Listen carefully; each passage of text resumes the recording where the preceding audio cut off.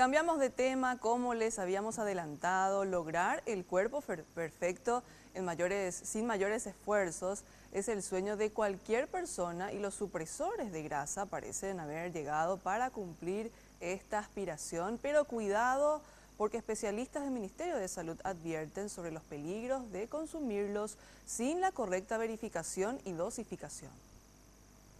El estilo de vida actual hace que sea complicado obtener el deseado cuerpo fit.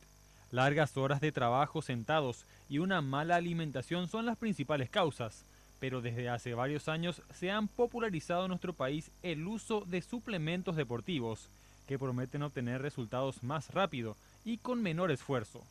Especialistas del Ministerio de Salud Pública explicaron que estos productos pueden generar daños al organismo.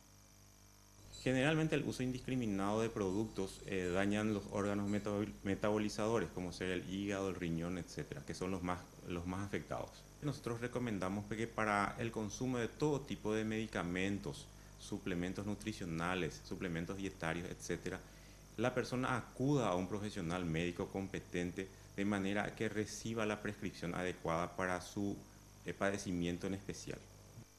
Mencionó incluso que una gran parte de estos suplementos no están habilitados por el Ministerio de Salud Pública y Bienestar Social y que no se pueden vender fuera de las farmacias.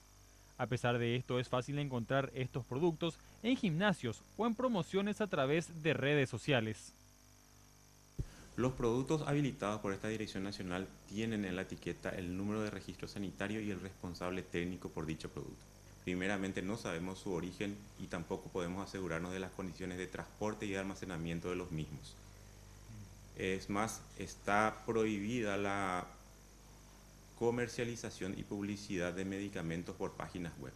O sea, eso está penado y estamos realizando una tarea al respecto con la Fiscalía.